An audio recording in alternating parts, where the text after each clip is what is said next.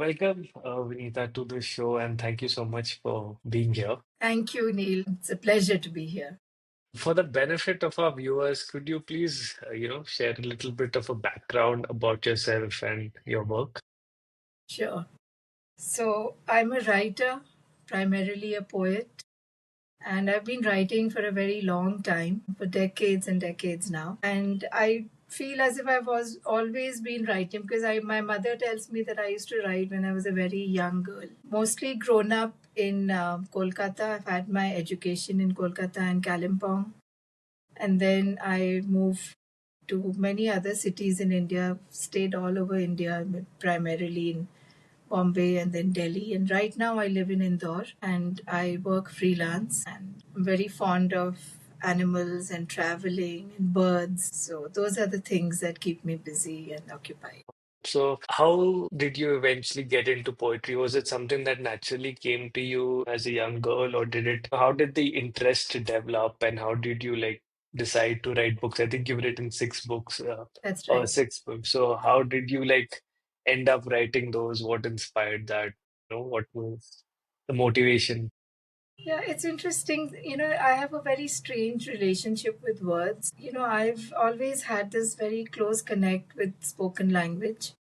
And I remember and also my mother also told me that I used to write when I was 5 years old. That means I wasn't even reading and writing properly, but I was already writing a bit of poetry, very silly poems, of course, at that age. But it came very naturally to me, and I feel as if I've expressed myself if I've written a poem. No other genre of writing gives me that satisfaction. So it comes kind of naturally and easily to me. How good or bad it is another question altogether, but I love writing poetry. And all these six books came over a period of about 10 years, and many things inspired those books. There were personal anecdotes in life, there were losses and significant vacuums that also brought about these books.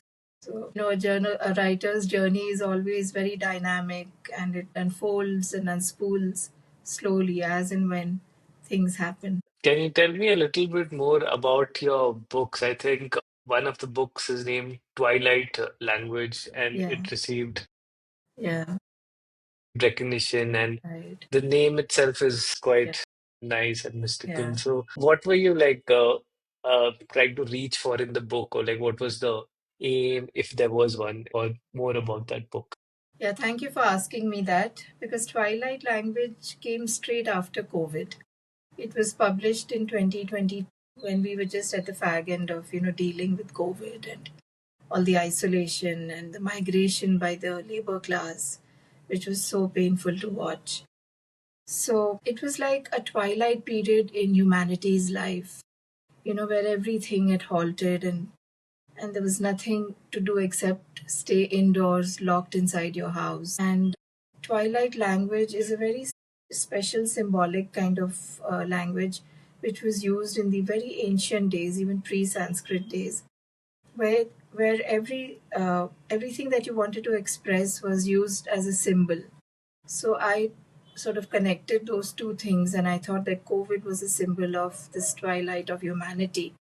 And why don't I call it Twilight Language? That's how the title came about. And the book focuses a lot on isolation and loneliness and all that that the common man went through during COVID. That's how this book came about. It's And very thank you. It won the Proverse Prize in 2021, and after that, Proverse decided to publish it, and it was finally released in 2022. so interesting. These themes of isolation and all, do you are you do you get your inspiration from external events, environment from the world around? Is it internal? Is it a mix of both? So how do you, you know, come across these themes that you want to write about, and how do you get to writing about these things? Yeah, actually, it is a mix of both. It is this internal response to what you see outside, and sometimes a trigger from an incident that's happened out there in the world that inspires you to write, and you simply have to write about it. Because a poet, in general, I would generalize and say that a poet is a very sensitive soul, a very compassionate, sensitive soul. And I think the purpose of poetry is definitely to respond to what's happening outside and how it affects you, and to personalize it and bring it out in the manner that you see fit. So, a lot of poetry is born from events that you see and how you respond to it. The inner turmoil it generates, the emotional upheavals that it causes, all that leads to poetry for sure. There's another book of yours, The Silk of Hunger, Hmm, which is again a very striking title. here it is. Yeah. So, can you tell a little bit more about this book and what's in it? So, The Silk of Hunger came out in 2015, and the title is The Silk of Hunger, but hunger for what? So, this hunger refers to the hunger for support, understanding, love, compassion, not to be left alone in this world. And the reason why it's called the silk of hunger is that it is so subtle, you know. It's you don't go outside and shout at the top of your voice that, hey, I'm looking for these things. But internally, at a very subtle level, every human being wants that kind of support and that support system, so that they can feel fulfilled. So it's basically the hunger for fulfillment, I would say. And this book came about because I just lost my father that year, and there was a lot of vacuum that had sort of that was in my life. I'd already lost my mother a few years before that. So, and I'm the only child, so that affected me quite deeply. That's how this book was born, Silk of Hunger. Nice. It's a nice backstory, and it's good to know that.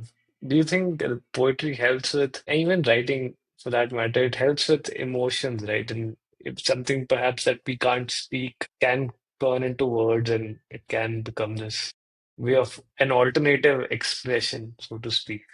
Yeah, Um, 100%, definitely. Poetry is that medium which makes you feel lighter once you've expressed yourself, and it almost changes you as a person. And the most important thing that poetry does is that it helps you to process your emotions. And, if we could just process all that is going on inside of us via a medium like poetry, I think poetry has served a very deep and very significant purpose, because you're literally channeling out something that's been troubling you or something that you want to express yourself with. So, in that sense, poetry definitely makes you process your emotions. is there a right or wrong way to do poetry, or do you, Now, you know? there's no right or wrong way to do poetry, but one has to understand that poetry is definitely a craft. It's not just scribbling lines on a piece of paper and letting out whatever's inside you and feeling that you've written a poem. It's not like that.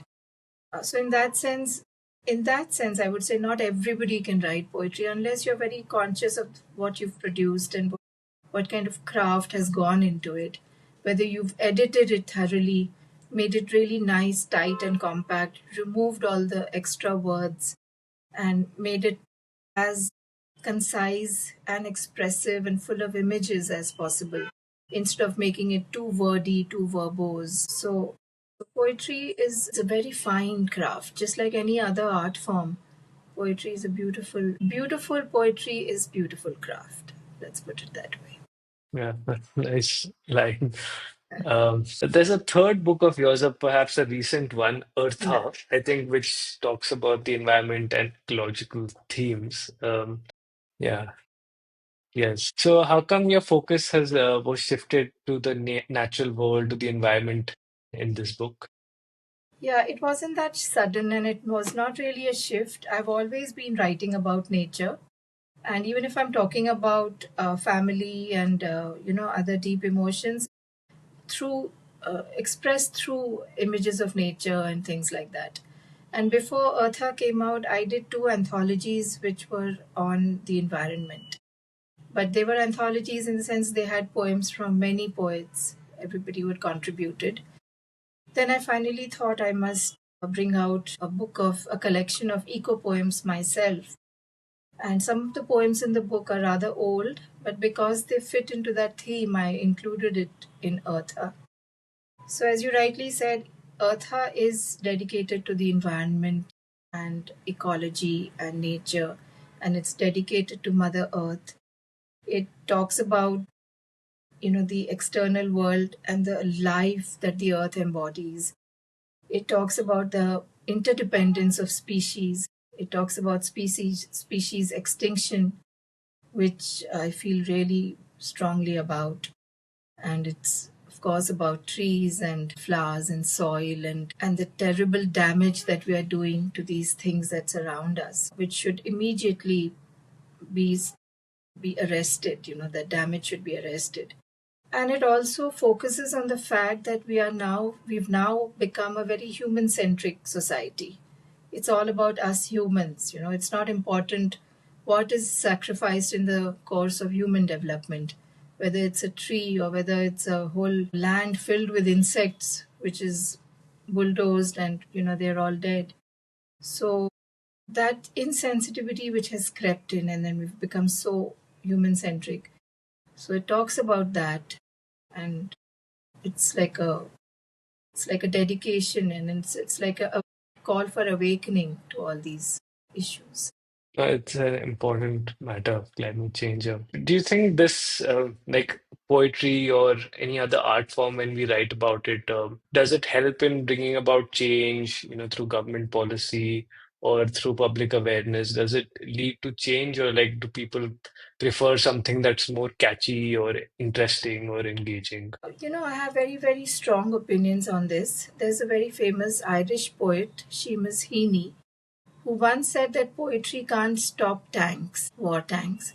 And there's another Polish poet, Czesław Milosz, who said that although poetry can't make a real time difference, but it can sensitize the readers. It may not affect the government's policies per se, but it can bring people out on the streets and create an opinion and a pressure and form pressure groups to raise awareness and sensitize people to all these issues and these important matters.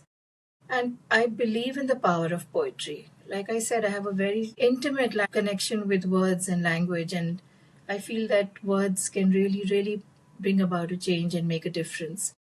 And it can make a difference at the level of the mind and awareness and sensitivity. Obviously, it can't, a tree won't start growing just because you've written a poem about it. But something will change in the minds of the people, and therefore there might be a positive difference in the earth outside of the page. I believe very strongly that poetry can make a difference.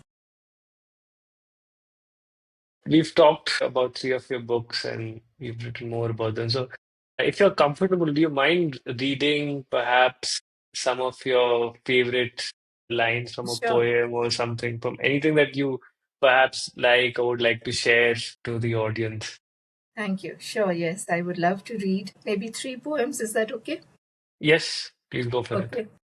So, one is a really short one, which is there in the book Silk of Hunger. It's titled Gift.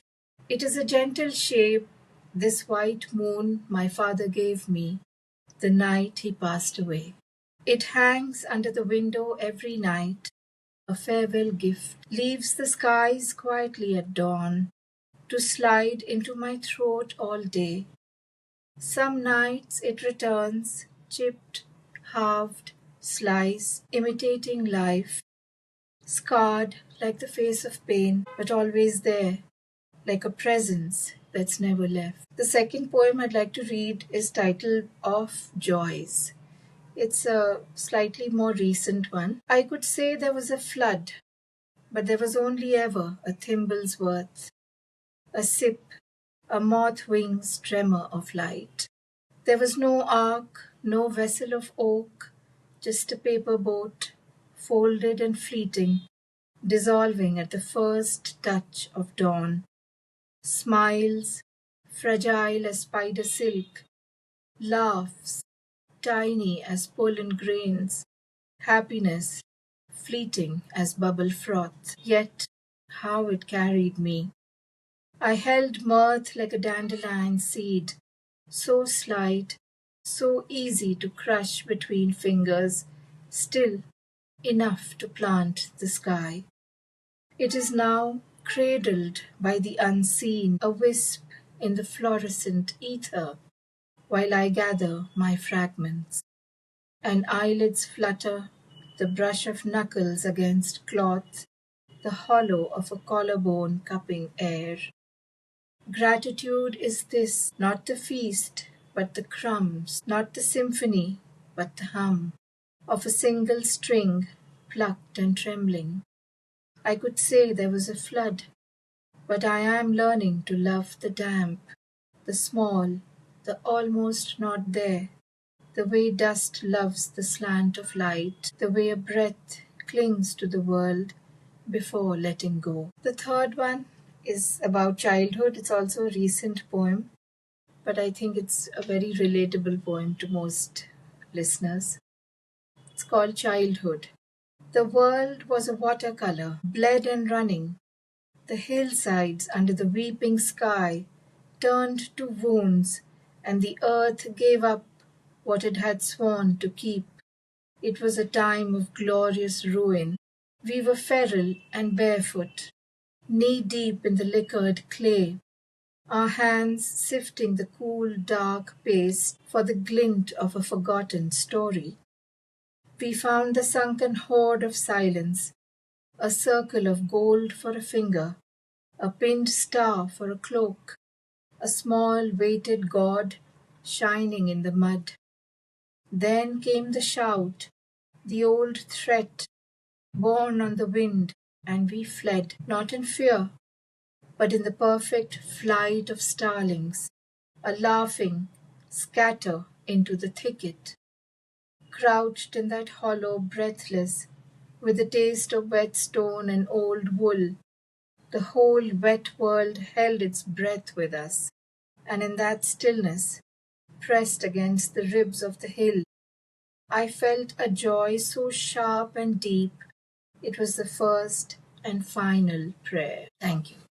It was a very nice poem. A lot Thank you. of emotion, and it's quite well written, and it looks like a lot of thought and it went into it, and it's nice to hear Thank you the so much. poetry. Can you tell me more about the process on how you write these poems? What is the first draft like? How do you start writing these? Or you have an image in mind, a theme? You just start writing. There are multiple drafts, multiple edits. Like, what's the writing process like that, gives birth to these poems? Yeah, sure. Yeah, so basically, the process of writing has also evolved with time. Initially, when I first started writing in my adulthood, it was like mostly, an outletting of very strong emotions. I mean, that would be the starting point of a poem. I was feeling very strongly about something, and I'll sit down with a piece of paper and a pen, and I'll start writing. That used to happen. That was the first initial style of writing, and then I paid more attention to language and to the words I was using, and I learned to condense all that rant, that used to come out on paper. And now, currently, it is very much a matter of discipline with me now. When I write a poem, I write it with a sense of discipline. First, I write a bunch of lines. I normally write straight on the computer, so I don't use pen and paper anymore. So I just type out a few lines that are sort of inside me, and then they get expressed like that. And then I look at them and I'll see where they are going. The thing is, one can never tell where a poem is going to end or where it's taking us and what shape is it going to finally take. So I just keep on editing those lines that I've written. I keep inserting fresh lines, deleting a few old ones, and so just kind of making it as tight and compact and as imagistic as possible. I try and leave my poems with an image as the ending part. Um, so yeah, so the just to briefly summarize the way I write, I have a bunch of lines first, I edit them, and I see where it's going. I just assess what's happening with this particular poem. And then in the end, I'm very brutal with my edits. If a line is not fitting in, even if it's a lovely line, if I think it's a lovely line and I have written it, but if it's not fitting into the poem, I have no qualms about deleting that line because ultimately it's the poem in its entirety that matters and not just one particular line. So I'm brutal with the edits. making it as tight and as condensed as possible. That's why. That's the process of writing.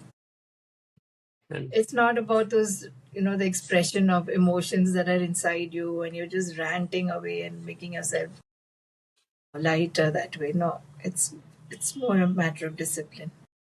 I prefer to write in the mornings and at late night. So when the world outside is very quiet, and that's when you can focus on what is inside of yourself. Those are my preferred times to write.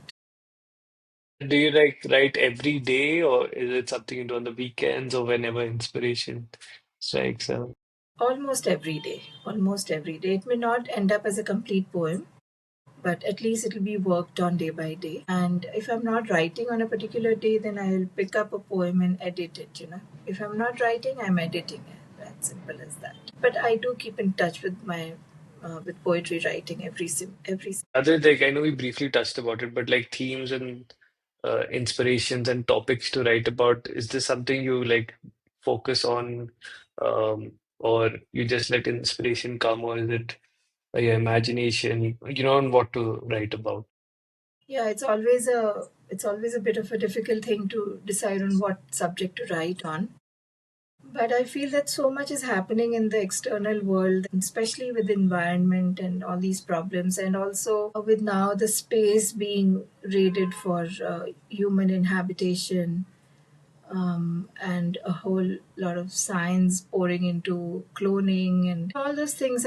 I feel rather concerned about that, and they may not have ended up as poems as yet, but I do focus on these current topics and also war and violence and what's happening at Gaza. Gaza itself is a whole volume in itself, if you want to write about it. So there's not a dearth of topic, but yes, one has to be careful about how you express yourself and what you want to actually say. Yeah. So that's true. And you write every day. Do you also like to read other poets, and do you like to Yeah. also read poetry? Yeah, for sure. In fact, I read more than what I write in a day.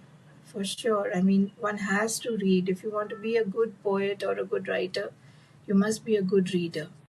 In fact, the adage is that if you want to write one poem, read 100 poems before writing that one poem. That's the ratio in which you should be reading and writing. So yeah, I read a lot of poetry. And do you have any favorite poets or writers that you really Yeah. like? Yes, of course. Although I read all poets, whatever comes my way, I read. But I have a few favorites. There are two poets who are no more, who were Indian poets, but they are not alive anymore. One was Aga Shahid Ali, who was a fabulous poet. And then I used to adore Jayanta Mahapatra, who passed away recently a couple of years back. And I love the poetry of Arthur Z. Arthur Z is an American poet. He's a Chinese origin American poet, and I like Pablo Neruda, and I love Ellen Bass's poetry. There's so many, but these are a few names that come to me immediately. Nice. One question that I always have is like, what do you think separates poetry from other art forms? There's like literature, there's writing, there's movie, there's music, there's so many different styles and art forms. So, how do you think poetry is different from these other styles and art forms? That's a very good question, and it has a very beautiful answer.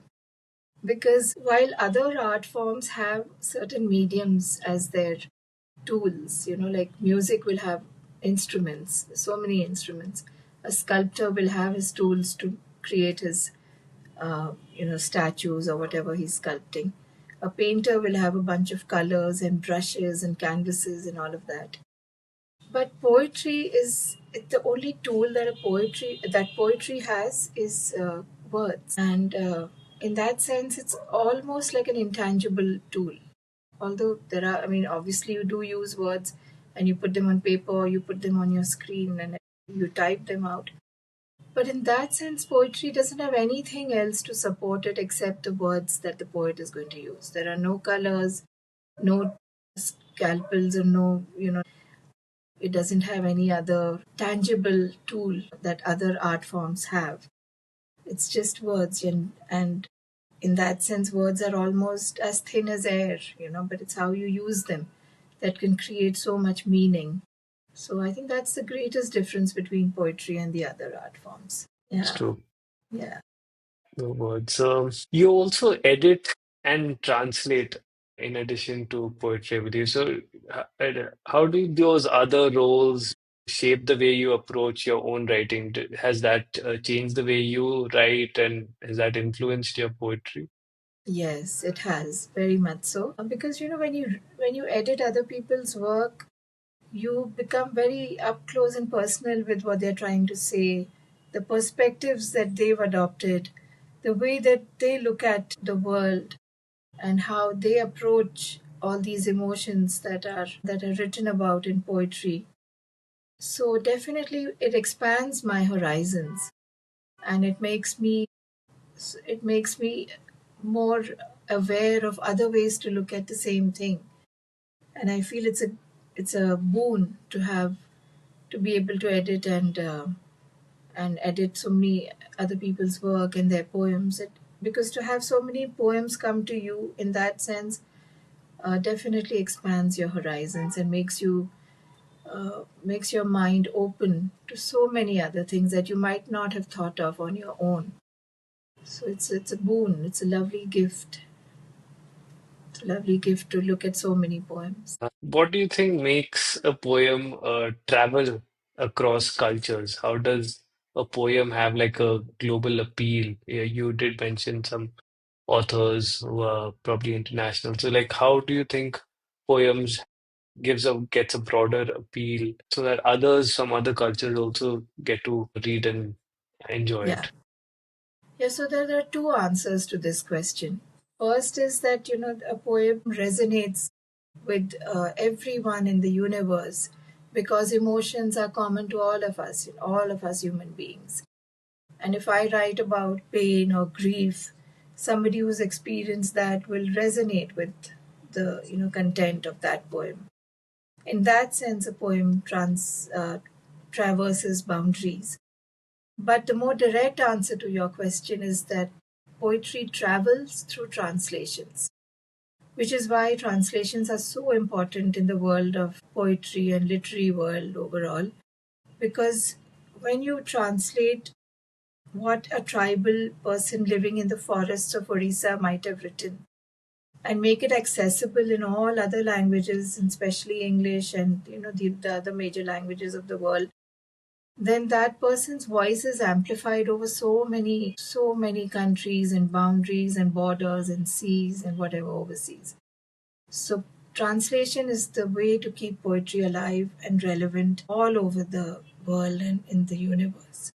The Yeah. resonance, of course, comes from the content, because everyone feels the same things. But the actual way that poetry travels is through translations. Speaking about today's environment, how how do you think poetry has shifted across generation? Now we have so many uh, different forms. You have music, movies, like I said, but then also now there's social media. There's so many things that compete for attention. And do you see that poetry is losing its relevance amongst the younger generation because of this? Like, what place does poetry have in the younger generation and in today's world? Yeah, so firstly, poetry is not losing its place at all in the world, in the younger generation, in the new generations that we've encountered now. There was a survey by somebody who looked at the sales of poetry books, and they have in fact gone up. The sales of poetry book have gone up, and that proves that more poetry is being read. So poetry is definitely not on its way down. That's number one. Number two, I agree that the younger generation is more used to quick fixes, like they're more used to reels and social media and Instagram and all of that. But they are so wonderful that they have evolved a poetry of their own. And it's like, there is Twitter poetry, there is Instagram poetry, and also they have now ventured into the world of spoken word poetry. And that's amazing to listen to. It's very entertaining and it requires a lot of spunk.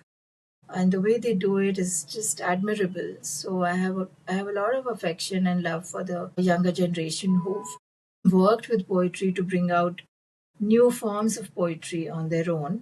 And while it cannot be said that all Instagram poetry is excellent poetry, it may require some more craft. But at least, they are engaging with poetry at their own level and creating new forms, which are so interesting. Very, very lovely to hear. Definitely, poetry is not on its way out. And also, poetry is now more relevant, more relevant than ever before because poetry now embraces all these sensitive issues like LGBTQ, transgender, and all of that, which was not spoken about so comfortably in a few years back. Now poetry is now bold and it's full of courage and it talks about everything under the sun. And these days also there is AI, artificial intelligence, and it can generate own poetry. It can create poetry in different poet styles, and it can also take work and show it like in a different form. So, do you have any views or opinion? I don't know if you've interacted much with used these AI things, but do you have any views on how AI might influence poetry? Well, I believe AI is already influencing poetry greatly.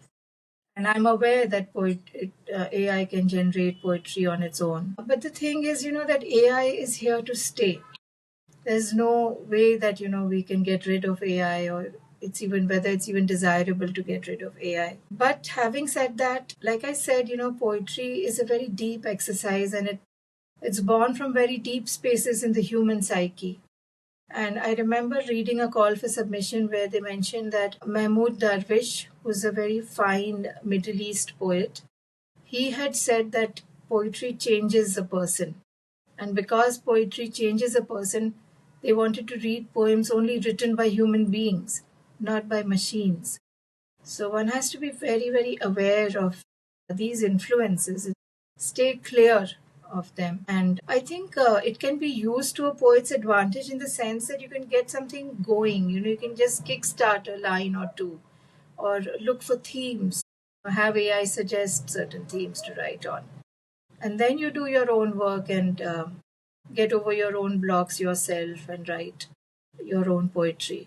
So it's up to the poet to adapt to these new trends and new ways of looking at words and aligning them into a poem. But to have a poem that is completely written by artificial intelligence is unethical. It's not, can't take credit for it then. Yeah, that's true. Are there any new poets or new poetry like trends or movements that sort of you're keeping an eye out for or that you like? I'm definitely keeping an eye out for eco poetry, poetry dedicated to the environment and ecology. And there is a whole bunch of our generation, the fresh generation, which is writing about these things in their own very courageous way and innovative way. So that really excites me, and I never fail to read those fresh pieces. Otherwise, anything that is freshly written is interesting to read. At least give it one read at least. So definitely, yes, the ecology and environment thing, nature writing, nature in place, that excites me the most. But it's very nice to read all fresh. Yeah. One final question, like what's a line or an image you return to when the world feels very heavy? Yeah, that's a good thing to ask a poet. We look before and after and pine for what is not. Our sweetest thoughts are those that tell of saddest thought. Our sweetest songs are those that tell of saddest thoughts. It's a line by Shelley, but I do go back to a couple of more lines. If I have the permission to read, I'll read them out for you. Sure, sure. That would be lovely. Thank you. Just one second. Yeah, yeah, sure. Take your time.